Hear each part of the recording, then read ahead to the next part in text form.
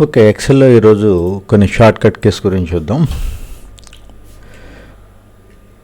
చూడండి, for example ఇక్కడ మీరు ఏదో టైప్ చేసాం 1, తర్వాత 2.34, ఓకే 4.2 ఇలా టైప్ చేసాం.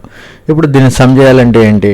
Alt is equal to, okay బాగానే ఉంది, కానీ లుక్ వైజ్గా చూసినట్లయితే కనుక కరెక్ట్గా ఉంది. అది ఇక్కడ 1 ఏమో డెసిమల్స్ లేవు, ఇక 2.34కి ఏమో డెసిమల్ తర్వాత 2 ఫ్రాక్షన్స్ వచ్చినాయి రియల్ వాల్యూ, వేరే ఇక్కడేమో సింగిల్ వాల్యూ వచ్చింది ఫ్రాక్షన్ తర్వాత. సో ఇక్కడ ఈ ఫార్మేట్ అంతా నేను చెప్పేది దేని గురించి అంటే ఫార్మేట్ అనీవెన్గా ఉంది. ఒకటేమో ఎక్కువ ఉంది, ఒకటి తక్కువ ఉంది, జిగ్జాగ్గా ఉన్నట్టుంది. సో అన్నీ ఈక్వల్గా రావాలంటే ఏం చేయాలి?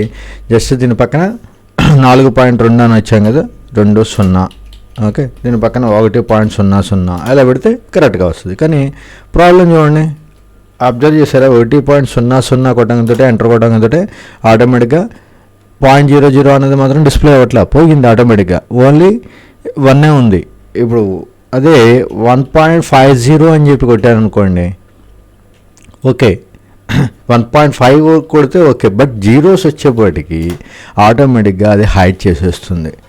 మరి ఇప్పుడు మన క్యాల్కులేషన్స్ వరకు అయితే కనుక నో ప్రాబ్లం, కరెక్ట్గానే వచ్చేస్తుంది. 7.5400 పెట్టినా అంతే, 4.20 పెట్టినా కూడా, ఇక్కడ 1కి ఏమో 00 పెట్టి ఇక్కడ 4.20 అని పెట్టినా వచ్చే టోటల్ వాల్యూలో తేడా రాదు. కానీ మనం మాట్లాడుకుంటున్న దాని గురించి ఇది ఫార్మేట్, ప్రింట్ ఇచ్చేటప్పుడు నీట్గా కనబడాలి కదా, అని ఈవెన్గా ఉండాలి.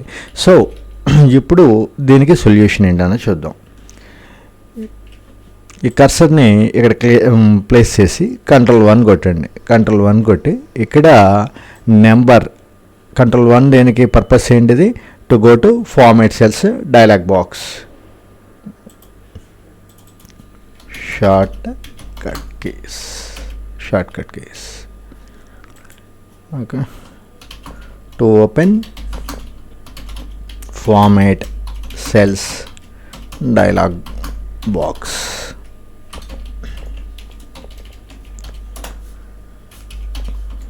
కమాండ్ ఏంటి? Ctrl+1, okay. సో Ctrl+1 కొట్టాం, format cells dialog box open అయింది. నెక్స్ట్ ఇందులో నెంబర్లోకి వెళ్ళండి. ఈ నెంబర్లోకి వెళ్ళిన తర్వాత ఈ నెంబర్ని డిస్ప్లే చేసే సిస్టమ్ చూడండి, డెసిమల్ ప్లేసెస్ ఎన్ని డిస్ప్లే అవ్వాలి ఇక్కడ మనం ప్లేస్ చేసుకోవచ్చు. ఇప్పుడు ఓకే చేయండి, చూడండి ఆటోమేటిక్గా వచ్చేసింది కదా. ఇప్పుడు అదివరకు 1 కొట్టి ఎంటర్ వేస్తే పోయింది, 1.00 కొడితే పోతుంది, 1 ఉంది. కానీ ఎప్పుడైతే మనం ఏం చేద్దామంటే ఈ కాలం మొత్తం సెలెక్ట్ చేద్దాం.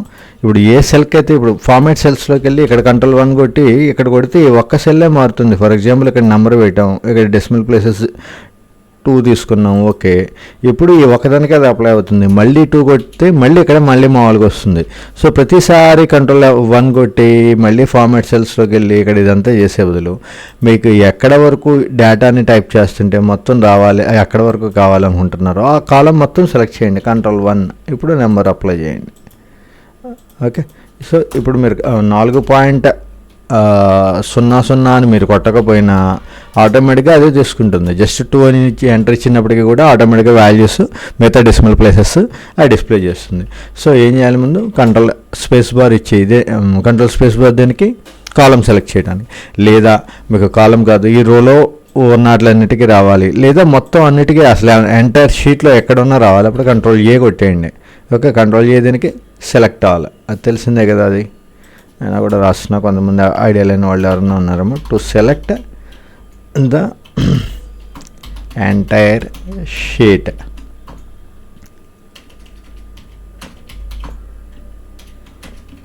Ctrl+A, okay. సో Ctrl+A కొడితే మొత్తం షీట్ అంతా ఒకేసారి సెలెక్ట్ అయిపోతుంది, ఓకే. సో ఇప్పుడు మీరు ఒకటి అబ్జర్వ్ చేయండి జాగ్రత్తగా. Ctrl+A కొడితే షీట్ మొత్తం సెలెక్ట్ అవుతుంది అన్నాం, ఇప్పుడు సెలెక్ట్ అయింది, బాగానే ఉంది. కానీ ఇప్పుడు Ctrl+A ఇప్పుడు కొట్టాను చూడండి, ఏమైంది? ఆ డేటా ఎక్కడ వరకు అయితే ఉందో అక్కడే సెలెక్ట్ అవుతుంది. అంటే ఏదైనా డేటా మీద కర్సర్ని ప్లేస్ చేసి Ctrl+A కొడితే ఆ డేటా ఉన్న ఏరియా వరకే సెలెక్ట్ అవుతుంది. ఇక్కడ ఫర్ ఎగ్జాంపుల్ ఇక్కడ వేరే బ్లాక్ ఉంది అనుకుందాం. బ్లాక్ అంటే ఎలా చెప్తున్నా, ఆ బ్లాక్ వేరే ఈ బ్లాక్ వేరే అని ఈ రెండింటి మధ్యలో ఒక గ్యాప్ ఉంది. దట్స్ వై అది డిఫరెంట్ బ్లాక్స్ అని చెప్తున్నాం. ఇప్పుడు కంట్రోల్ చేయకూడితే ఈ బ్లాకే సెలెక్ట్ అవుతుంది, ఇక్కడికి వచ్చి కంట్రోల్ చేయకూడితే ఈ బ్లాకే సెలెక్ట్ అవుతుంది. సో కంట్రోల్ ఏలో కూడా డిఫరెన్స్ ఉంది. ఎంఎస్ వర్డ్లో చూస్తే మొత్తం కంట్రోల్ ఏ అనేది ఏ డాక్యుమెంట్లో ఎక్కడ ఉన్నప్పటికీ కూడా బ్లాంక్ స్పేస్ మీద ఉన్నావా, ఒకటో పేరాలో ఉన్నావా, రెండో పేరాలో ఉన్నావా అన్నది రిగార్డ్లెస్ ఆఫ్ పొజిషన్ మొత్తం సెలెక్ట్ అవుతుంది. వేరే ఎక్సెల్కి వచ్చేప్పటికి వేరియేషన్ చెప్పుకున్నాం కదా, బ్లాంక్ స్పేస్లో కర్సర్ని ప్లేస్ చేసి ఎక్కడైనా బ్లాంక్లో కంట్రోల్ చేయకూడితే మొత్తం తీసుకుంటుంది. అలా కాకుండా ఈ డేటా ఈ బ్లాక్ ఉంది కదా, ఈ బ్లాక్ వచ్చి ఇక్కడ కంట్రోల్ చేయకూడితే ఇదే సెలెక్ట్ అయింది, ఇక్కడ కంట్రోల్ చేయకూడితే ఇదే సెలెక్ట్ అయింది. వేరే మరి ఈ రెండింటి మధ్యలో బ్లాంక్ ఉంది కదా, ఇక్కడ కంట్రోల్ చేయకూడదండి ఏమవుతుంది, గెస్ చేయండి ఏమైంది, మొత్తం ఉంది. అటు బ్లాక్ ఇటు బ్లాక్ రెండు బ్లాక్లు చేసేసింది. ఓకే, మనం అనుకుంటాం కంట్రోల్ ఏ బ్లాంక్ స్పేస్ ఉంది కాబట్టి కంట్రోల్ ఏ అంటే మొత్తం అంతా కూడా సెలెక్ట్ అవ్వాలి అనుకున్నాం. కానీ వేరే ఎక్కడ కర్సర్ను పెట్టినట్లయితే ఈ బ్లాక్స్కి అన్నిటికీ దూరంగా కర్సర్ను పెట్టినట్లయితే మొత్తం కంట్రోల్ ఏ అనేది పనిచేస్తుంది సెలెక్ట్ అంటే డాక్యుమెంట్కి. వేరే ఈ బ్లాక్ల మధ్యలో చేసినట్లయితే కనుక ఏమైంది, అటు ఈ కరెంట్ బ్లాక్ ఏదైతే ఉందో బ్లాంక్ బ్లాక్ సి అనేది కరెంట్ బ్లాక్ అనుకోండి, బ్లాంక్ బ్లాక్ ఇది, ఈ బ్లాక్కి లెఫ్ట్ రైట్ ఏదైతే ఉన్నాయో అవన్నీ కూడా సెలెక్ట్ అయినాయి. సో ఇక్కడ కింద వేరే టైప్ చేస్తుండే, కింద అవ్వట్లేదు. ఓకే, ఇక్కడ ఓకే ఆ పొజిషన్ బట్టి it depends upon position. Okay, ఒకసారి అది ఎక్స్ప్లోర్ చేయండి, వేరియేషన్ ఏంటి అన్నది అబ్జర్వ్ చేయండి. ఓకే, సో ఇక్కడ ఓకే అసలు టాపిక్లోకి వద్దాం. కంట్రోల్ 1 కొట్టినట్టయితే డెసిమల్ ప్లేసెస్ ఎన్ని డెసిమల్ ప్లేసెస్ కావాలి అన్నది ఇక్కడ డిస్ప్లే అవుతుంది, దాని ప్రకారం వెళ్ళామని చెప్పాం. ఓకే, నెక్స్ట్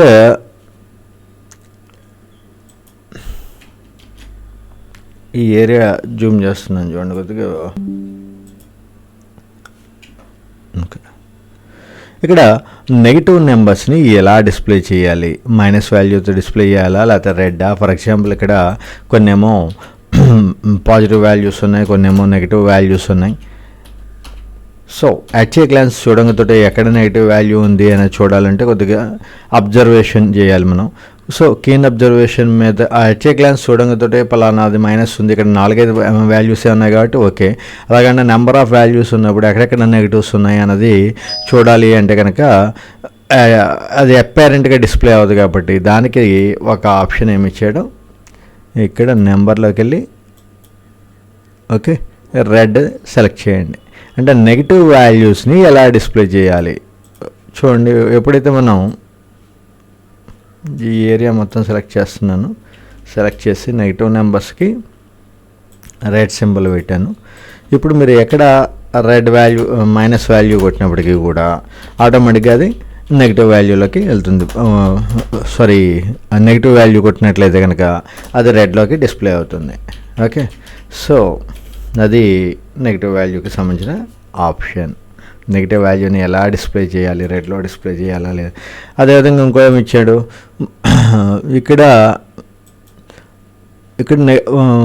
ఒకవేళ ఫర్ ఎగ్జాంపుల్ ఇందులో ఇంకో ప్రాబ్లం ఉంది. ఇక్కడ ఇదేదో ఇంపార్టెంట్ వాల్యూ అని చెప్పి మీరు రెడ్లో ప్లేస్ చేశారనుకోండి, ఇది కూడా నెగిటివ్ వాల్యూ అనేనా, ఇది నెగిటివ్, ఇదైతే నెగిటివ్ కాదు. మరి ఇలాంటి సందర్భంలో మనకి ఈ కాంప్లికేషన్ కూడా రాకుండా ఉండటం కోసం అప్పుడు కింద వేరే ఆప్షన్ ఏమి ఇచ్చాడు, మైనస్ కూడా డిస్ప్లే అవ్వాలి. ఓకే, మైనస్ ఉండాలి, రెడ్లో డిస్ప్లే అవ్వాలి, ఇది బెటర్ కదా. ఓకే, సో నెగిటివ్ వాల్యూ లాగా మైనస్ అని చెప్పి డిస్ప్లే అవుతూ ఉండాలి, బట్ అది రెడ్లో డిస్ప్లే అవ్వాలి, డిఫరెంట్గా మనకి క్లియర్ కట్గా కనపడాలి. సో అప్పుడు ఆ విధంగా సెలెక్ట్ చేయండి. సో ఇక్కడ నెంబర్ డెసిమల్ ప్లేసెస్ ఎంతవరకు డిస్ప్లే అవ్వాలి, 3నా 4ఆ 2నా మీ యొక్క పర్పస్ని బట్టి ఇది సెలెక్ట్ చేసుకోండి. అదేవిధంగా నెక్స్ట్ వన్ ఇప్పుడు ఇంకో టాపిక్ వద్దాం, ఇందులోనే సబ్ టాపిక్ చూద్దాం. 1,14,000 రూపాయలు ఒక వాల్యూ అండ్ తర్వాత 10,000 రూపాయలు ఒక వాల్యూ. ఈ రెండింటిని టోటల్ చేయండి, ఎంత రావాలి, ఆల్ట్ ఈజ్ ఈక్వల్ టు కొడితే ఎంత వచ్చింది, 10,000 వచ్చింది. 1,14,000 వాల్యూ 10,000 ఈ రెండు కలిపితే టోటల్ చేస్తే 1,14,000 రావాల్సింది కేవలం 10,000 వస్తుంది. 1,14,000 టోటల్ చేయట్లా. కారణం ఏంటి? ఇందాకే మీకు జాగ్రత్తగా అబ్జర్వ్ చేస్తే అర్థమయ్యేది. ఆల్ట్ ఈజ్ ఈక్వల్ టు కొట్టంతో కర్సర్ ఎక్కడి వరకు తీసుకుంది? ఇది ఇక్కడి వరకే. కానీ మనం మాన్యువల్గా మనం ఏం చేసాం, ఇది కూడా పట్టుకొని డ్రాక్ చేసాం. అంటే ఇది ఇక్కడ కాంప్లికేషన్ జాగ్రత్తగా అబ్జర్వ్ చేస్తే దీనికి తేడా ఏంటి చూడండి. ఇంకోటి 1,14,000కేమో ఇక్కడ ఇది లెఫ్ట్ అలైన్ అయింది, సెల్కి లెఫ్ట్కి అలైన్ అయింది. ఈ 10,000 మాత్రం రైట్కి అలైన్ అయింది. అంటే ఇంకో వేరియేషన్ అంటే ఇక్కడ మనకి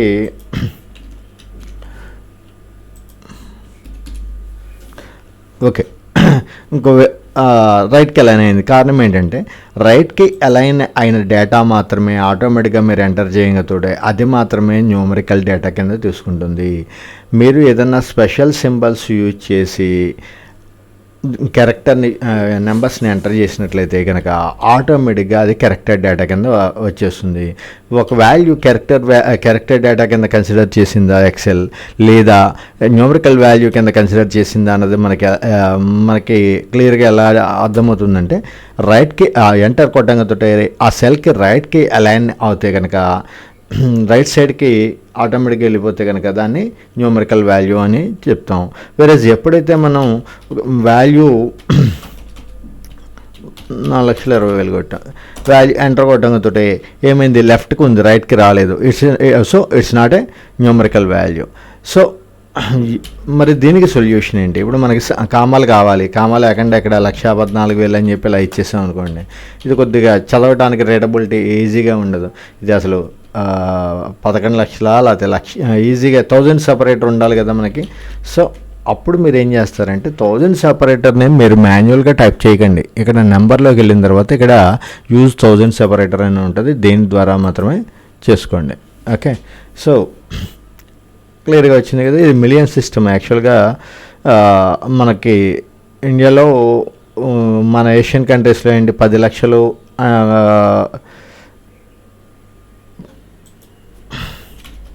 10 లక్షలు, లక్ష తర్వాత మనం ఏం చేస్తాం, లక్ష తర్వాత ఇలా కామా పెడతాం. ఓకే, వేరే ఇదే లక్షకి ఇక్కడ నెంబర్లో 1000 సెపరేటర్ పెట్టండి. ఏమైంది, ఇక్కడ 100 తర్వాతే పెడతాడు వీడు. అది డిఫాల్ట్గా అది American format style. Million systems అంటాం. మిలియన్ సిస్టమ్ కింద కన్సిడర్ చేస్తుంది. అంటే మనం 5 లక్షలు అలా అయ్యాక 10 లక్షల 1 మిలియన్ కింద అంటాడు వాడు. 1 మిలియన్ అంటే అంతా 10 lakhs కదా. సో ఆ మిలియన్ సిస్టంలో కౌంటింగ్ అన్నది ఉంటుంది. సో ప్రాబ్లం అర్థమైంది కదా. ఇక్కడ 1000 సెపరేటర్ని మనం మాన్యువల్గా 1000 సెపరేటర్ మీరు టైప్ చేయకూడదు. ఇప్పుడు ఫర్ ఎగ్జాంపుల్ 1,00,000 అని ఉంది, 1,00,000కి 1000 సెపరేటర్ పెట్టి మనం వేస్తే అదేం చేస్తుంది, ప్రాబ్లం క్రియేట్ చేస్తుంది. క్యారెక్టర్ కింద తీసుకుంటుంది. మనం సమ్ ఆపరేషన్స్ అవి క్యాలిక్యులేషన్స్ చేయడానికి కుదరదు. సో ఇక్కడ ఈ ₹1,00,000కి గాను మనం 1000 సెపరేటర్ ఏ విధంగా ప్లేస్ చేయాలని చెప్పాము. Ctrl+1 కొట్టి కరెన్సీలోకి వెళ్ళి అక్కడ 1000 సెపరేటర్ని సెలెక్ట్ చేసుకోండి అంటున్నాం. యూస్ 1000 సెపరేటర్ని సెలెక్ట్ చేయండి అన్నాం. కానీ ఇక్కడ ప్రాబ్లం ఏమైంది, మనం ఇండియన్ సిస్టంలో వచ్చేప్పటికి మనం వాడేది ఏంటి, ల్యాక్ సిస్టమ్ వాడతాం. అమెరికాలో మిలియన్ సిస్టమ్ వాడతాడు. సో మిలియన్ సిస్టంలో డిస్ప్లే అయింది 100 పక్కన కామా పెట్టాడు. కానీ మనకి ఎక్కడ ఉంటుంది కామా అనేప్పటికీ 1 పక్కన 1 కామా, 0 పక్కన ఇలా ఉంటుంది. ఫర్ ఎగ్జాంపుల్ మనం 10,20,000 రూపాయలు అని కొట్టాం అనుకోండి, 10,20,000 ఇలా కొట్టాం. ఇప్పుడు దీనికి 1000 సెపరేటర్ పెట్టండి. చూడడంతో మనకి కొద్దిగా చదవడానికి కూడా కన్వీనియంట్గా ఉండదు. ఇది మిలియన్స్. ఇది మనకి ఎక్కడ రావాలి ఈ కామా, ఈ 10 పక్కన 1 కామా వస్తే అప్పుడు 10,20,000 అని చెప్పి ఈజీగా మనం రీడౌట్ చేయడానికి అవకాశం ఉంటుంది. ఎందుకంటే మనం ల్యాక్స్లో చదువుతాం. వేరే అమెరికాలో ఏంటి, అమెరికన్ ఫార్మాట్ మిలియన్ సిస్టంలో ఉంటుంది వాళ్ళది. మనదేమో ల్యాక్ సిస్టమ్ అంటాం, వాళ్ళదేమో మిలియన్ సిస్టమ్ అంటాం. సో మరి ఈ మిలియన్ సిస్టమ్ని అమెరికన్ డిఫాల్ట్గా మైక్రోసాఫ్ట్ అంటే ఏ కంట్రీకి రీజనల్ సెట్టింగ్గా ఉంటుంది, యూఎస్కి ఉంటుంది. సో మనం ఏం చేయాలి, ఇండియన్ ఫార్మాట్లోకి మార్చుకోవాలి. దానికి ఏం చేయాలంటే ఇలా మీరు రీజనల్ సెట్టింగ్స్లోకి వెళ్ళిన తర్వాత రీజనల్ ఫార్మాట్ అని చెప్పి ఉంటుంది. ఇక్కడ ఈ రీజనల్ ఫార్మాట్లోకి వెళ్ళి ఇక్కడ ఇంగ్లీష్ చూడండి, ఆల్రెడీ డిఫాల్ట్గా యునైటెడ్ స్టేట్స్ అని ఉంది. మనం ఇప్పుడు ఇండియా స్టైల్కి మార్చండి. ఇంగ్లీష్ జాతి సెర్చ్ చేయండి. ఇక్కడ ఇంగ్లీష్, ఈవెన్ తెలుగు అని కూడా దొరకదు చూడండి. లేకపోతే మీరు టీవీ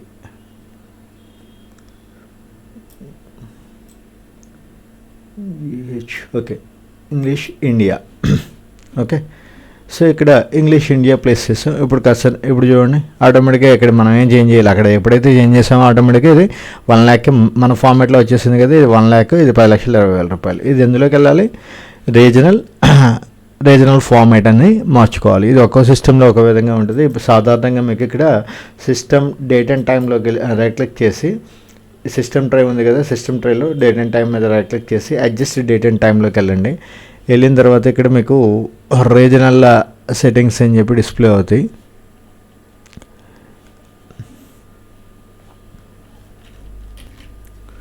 ఇక్కడ రీజియన్ ఇండియా అని ఉంది కదా, దీని మీద క్లిక్ చేయండి. రీజియన్ మీద క్లిక్ చేసి రీజియనల్ ఫార్మేట్ ఇక్కడ ఇందులో మనం మార్చుకోవాలి.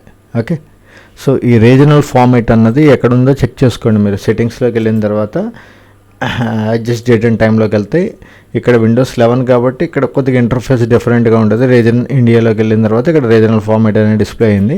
మీరు 7, 10 అలా మీ సిస్టమ్స్లో ఉంటే అందులో కొద్దిగా ఎక్స్పోర్ట్ చేయండి. దాని మీద రైట్ క్లిక్ చేసి వెళ్తే అడ్జస్ట్ డేట్ అండ్ టైమ్స్లో ఈ రీజనల్ ఫార్మేట్ అన్నది ఎక్కడ డిస్ప్లే అవుతుందో చెక్ చేయండి. చెక్ చేసి దాని ప్రకారం చూడండి, అందులో ఈ సెట్టింగ్ను మార్చుకోండి. సో ఇది కరెన్సీ సింబల్ని. సో ఓవరాల్గా మోరల్ ఆఫ్ ది స్టోరీ ఏంటి, మనం నెంబర్స్ డెసిమల్ ప్లేసెస్ కానీ నెంబర్స్ కానీ టైప్ చేయాలి, థౌజండ్ సపరేటర్ కానీ టైప్ చేయాలంటే మీరు మాన్యువల్గా టైప్ చేయకండి. 1.40 అని ఉందనుకోండి, ఇలా ఆటోమేటిక్గా 1000 సపరేటర్లోకి వచ్చి కంట్రోల్ 1 కొట్టి నెంబర్లోకి వచ్చి ఇక్కడ మీకు ఎన్ని డెసిమల్ ప్లేసెస్ కావాలి, అదేవిధంగా అది నెగిటివ్ వాల్యూ అయితే రెడ్లో డిస్ప్లే చేయాలా లేదా, అదేవిధంగా 1000 సెపరేటర్ కావాలా లేదా అన్నది ఇక్కడి నుంచి ప్లేస్ చేసుకోండి. ఇది నెంబర్ ఫార్మాట్కి సంబంధించిన ఇన్ఫర్మేషన్. అదేవిధంగా కరెన్సీ ఫార్మాట్ కూడా, కరెన్సీ మన ఇండియన్ కరెన్సీ సింబల్ కావాలన్నా కూడా మీరు డైరెక్ట్గా ఏం చేయాలంటే, ఇప్పుడు కరెన్సీ సింబల్ కూడా డైరెక్ట్గా మీరు ఇక్కడ రూపీస్ అనుకోండి, ₹4 అని చెప్పి కొట్టేస్తే మళ్ళీ ఏమైంది, ఇప్పుడు ఇది సమ్ అవుతుందా అవుతుంది కదా, చెప్పుకున్నాం కదా. ఇది 4 ఏమో లెఫ్ట్కి ఉంది, 5 ఏమో రైట్కి ఉంది. ఇప్పుడు సమ్ చేస్తే ఎంత వస్తుంది, 9 వస్తుంది. రాదు కదా, ఓన్లీ 4 వస్తుంది. ఓన్లీ 5 వస్తుంది. 4ని కన్సిడర్ చేయడు వాడు, ఎందుకని ఇది క్యారెక్టర్ కాబట్టి. సో మీరు ఏం చేయాలి, ఇక్కడ కరెన్సీ సింబల్ని మీరు మాన్యువల్గా టైప్ చేయకూడదు. మన కరెన్సీ సింబల్ని అప్లై చేయండి. కరెన్సీ సింబల్ని అప్లై చేయడానికి కమాండ్ ఏంటంటే, షార్ట్కట్ కీ ఏంటంటే Ctrl+Shift+4 అంటే ఆటోమేటిక్గా కరెన్సీ సింబల్ అదే అప్లై అవుతుంది. ఓకే, సో మనకి అదివరకు మొన్నటిదాకా మనకి కరెన్సీ సింబల్ లేదు, ఓన్లీ RS అని పెట్టేవాళ్ళం. బట్ మనకు కూడా ఇప్పుడు డాలర్కి ఏ విధంగా అయితే ఇలా డాలర్ సింబల్ ఉందో, కరెన్సీ రూపీకి కూడా మనకు కూడా ఈ కరెన్సీ సింబల్ వచ్చేసింది కదా. మేబీ 2010 నుంచి అలాగా వచ్చింది. ఇది అది వరకు ఉండేది కదా మనకి. ఓకే, సో ఈ కరెన్సీ సింబల్ని అప్లై చేయాలంటే డైరెక్ట్గా ఏం చేయాలి, Ctrl+Shift+4 ఇచ్చి దాని నుంచి అప్లై చేయండి తప్పితే డైరెక్ట్గా మీరు ఎప్పుడు కూడా కరెన్సీ సింబల్ని కూడా టైప్ చేయకండి. ఓకే, సో కరెన్సీ సింబల్ కావాలి కదా అని షిఫ్ట్ కీ పట్టుకొని 4 కొడితే ఆటోమేటిక్గా అది డాలర్ వస్తుంది. యాక్చువల్గా అక్కడ డిఫాల్ట్గా డాలరే ఇస్తాడు. మన కరెన్సీ సింబల్ ఎక్కడ కూడా మీరు చూసినట్లయితే కీబోర్డ్లో ఎంత ఎతికినా కూడా మీకు డాలర్ ఉంటుంది తప్పితే మన కరెన్సీ సింబల్ రూపీ డిస్ప్లే అవ్వదు. సో దానికి ఏంటంటే ఎక్సెల్లో మనం రీజనల్ సెట్టింగ్ మార్చాం కదా, మారంగతోటి ఇప్పుడు కరెన్సీ సింబల్ మనది ఆ రీజనల్ ఇండియన్ రీజనల్లో ఉంది కదా, ఆటోమేటిక్గా మన కరెన్సీ సింబల్ అదే అప్లై చేసేస్తుంది. ఓకే, సో ఇదంతా కూడా దేని మీద ఆధారపడినది, ఇక్కడ మనం డేట్ అండ్ టైంలోకి వెళ్ళి అడ్జస్ట్ డేట్ అండ్ టైంలో రీజనల్ సెట్టింగ్స్లో మన రీజియన్ని సెలెక్ట్ చేసుకోవాలి. చేసుకుంటే అప్పుడు మనకి మన రీజనల్లో ఉన్న కరెన్సీ కానీ మన రీజన్లో ఉన్న 1000 సపరేటర్ సిస్టమ్ కానీ అవన్నీ ఆటోమేటిక్గా అవి అప్లై అవుతాయి. లేకపోతే యూఎస్లో ఉన్నవన్నీ కూడా మనకి అప్లై అవుతూ ఉంటాయి. ఇది న్యూమరికల్ డేటాకి సంబంధించిన ఇన్ఫర్మేషన్. సో ఇక్కడ మీరు ఇప్పుడు ఇదొక వాల్యూస్ ఇలా టైప్ చేసేసి దీనికి అన్నిటికీ సెలెక్ట్ చేసి ఒకేసారి Ctrl+Shift+4 కొట్టారనుకోండి, అప్పుడు కరెన్సీ సింబల్ ఆటోమేటిక్గా అదే అప్లై అయిపోతుంది. ఓకే, సో ఈ కరెన్సీ ఒకటి ప్లస్ 1000 సపరేటర్ ఒకటి చూడండి. అదేవిధంగా మిగతా కూడా ఆప్షన్స్ ఒక్కొక్కటి నెక్స్ట్ క్లాసెస్లో చెక్ చేసుకుంటూ వద్దాం.